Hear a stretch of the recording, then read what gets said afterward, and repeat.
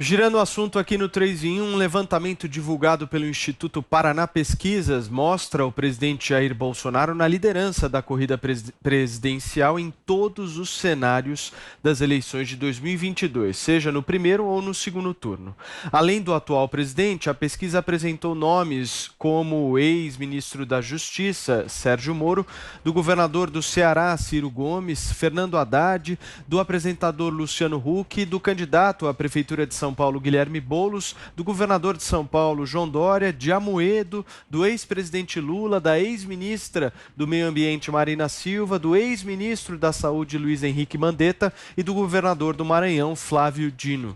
No primeiro cenário, foram apresentados os nomes de Jair Bolsonaro, Sérgio Moro, Ciro Gomes, Haddad, Huck, Guilherme Boulos, João Dória e João Amoedo. Nesse caso específico, 33,3% dos entrevistados votariam no atual presidente.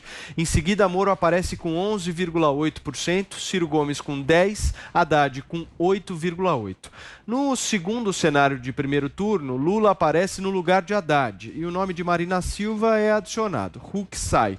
Nesse cenário, Bolsonaro lidera com 32,9%. Nas outras colocações aparecem Lula com 17,8%, Moro 11,9% e Ciro Gomes 7,7%. O último cenário apresentado volta com o nome de Huck e adiciona Mandetta e Flávio Dino. Marina Silva e Luiz Inácio Lula da Silva saem. Essa é a melhor opção para Bolsonaro, que receberia 35,8% dos votos. Logo atrás, Ciro Gomes com 12,1%, Haddad com 11,5% e Luciano Huck com 9,5%. Thaís Oyama. Paulo, essa pesquisa que inclusive os bolsonaristas estão divulgando muito agora, porque de repente eles começaram a acreditar em pesquisa, mas ela é corroborada por uma outra pesquisa que saiu um pouco mais completa, saiu hoje também, da Exame, feita pela Ideia Big Data. Ela vai no mesmo sentido. Ela diz que o presidente Jair Bolsonaro segue liderando em todos os cenários de intenção de voto, tanto no primeiro turno quanto nas simulações para segundo turno. Ele é o principal concorrente, o principal protagonista. Essa pesquisa da Exame, da Big Data, ela traz alguns outros desdobramentos. Então, por exemplo, ela diz que a popularidade do Bolsonaro está com vetor de baixa, fora da margem de erro, né? Ela diz, por exemplo, Maurício Moura, que é CEO da empresa, ele atribui isso já a um efeito do fim ou da diminuição do auxílio emergencial, mais todo o aumento da procura por emprego, que começou depois da pandemia, ou depois do quase fim do isolamento social, né? E da perda de renda, evidentemente. Então, esses poucos pontos que o presidente pede, ele pede sobretudo nas classes de baixa renda. E o motivo seria esse, o motivo seria a economia e essa perda aí do auxílio emergencial, ou a diminuição dele. Mas a situação do presidente não mudou significativamente também não. Agora, eu queria falar o que eu achei mais interessante, que é da parte dos contendores, dos potenciais adversários do presidente Bolsonaro, né? Nessa pesquisa da Ideia Big Data tem duas coisas muito interessantes. Uma é a queda na intenção de voto do ex-juiz Sérgio Moro no segundo turno. Então, na pesquisa anterior da Exame Ideia Big Data, a diferença entre o presidente Jair Bolsonaro e o ex-juiz Sérgio Moro, numa simulação de segundo turno, era de 6 pontos só, quase dentro da margem de erro, se você considerar 3 para cá e 3 para lá, né? Agora, nessa última pesquisa, a diferença entre o Jair Bolsonaro e o Sérgio Moro num segundo turno subiu para 15 pontos, mais do que dobrou. Então, isso mostra um enfraquecimento do ex-juiz Sérgio Moro diante de um adversário como o presidente Bolsonaro no segundo turno. Outra coisa que me pareceu muito interessante é a posição do Ciro Gomes. Não dá muito para comparar porque essa pesquisa da Exame da Big Data não tinha considerado o Ciro Gomes no segundo turno, no último levantamento. Dessa vez considera e, surpresa, numa simulação de segundo turno entre Jair Bolsonaro e Ciro Gomes, eles quase empatam. Fica 37-36, muito, muito perto. O Luciano Huck também entrou agora nessa simulação e ele não faz feio. fica 36 para Jair Bolsonaro e 32 para Luciano Huck. Mas certamente o que me surpreendeu e que eu acho surpreendente para todo mundo é esse quase empate entre Jair Bolsonaro e Ciro Gomes.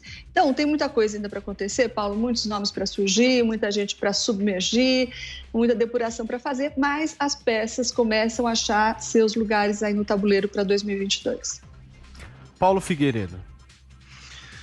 Ora, quem diria, hein?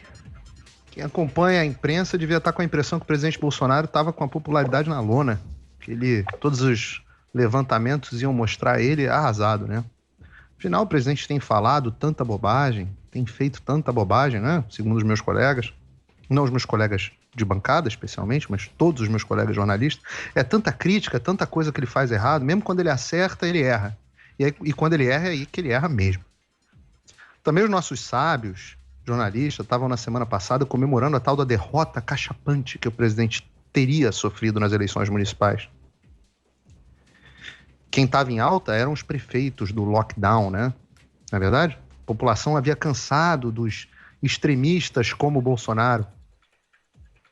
E agora, com o auxílio emergencial reduzido, teria acabado a popularidade artificial que o Bolsonaro teria comprado com o assistencialismo.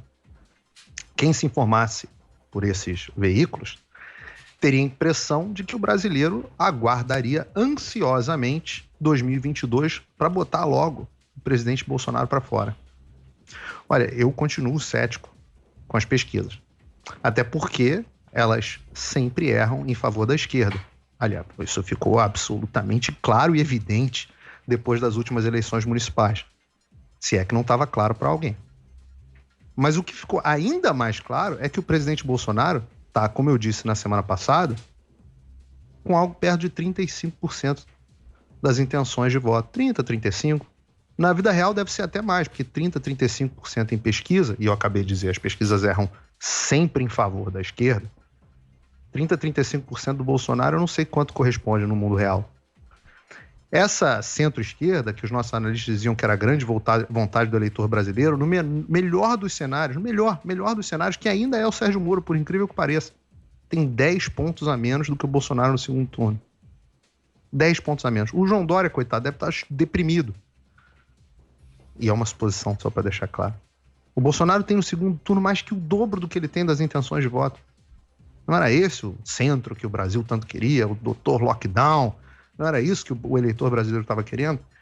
É a isso que eu me refiro quando eu estou falando do descolamento entre as redações e a população.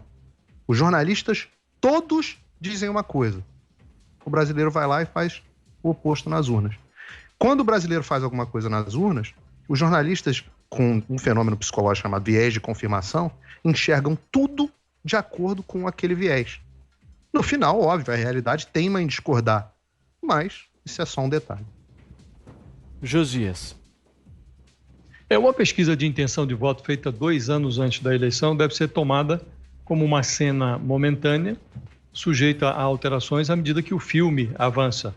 Se essa pesquisa do Paraná Portal estiver correta, o que há nela de mais positivo para o presidente Bolsonaro é que ele parece manter o apoio do pedaço do eleitorado para o qual ele decidiu governar. O Bolsonaro é o primeiro presidente da história que governa pensando apenas em 1/3 do eleitorado.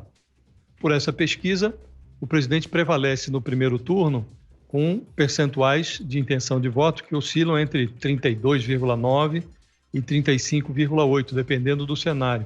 Isso é mais do que suficiente para colocá-lo no segundo turno, sobretudo se os contendores dele aparecem no primeiro turno atomizados em diferentes candidaturas. Grosso modo, o eleitorado brasileiro vem se dividindo nas últimas eleições presidenciais em 3 fatias. Uma detesta o PT e o Lula, a outra fica no meio e pode ir para um lado ou para o outro, dependendo da conjuntura, e o terceiro bloco aposta na opção antipetista.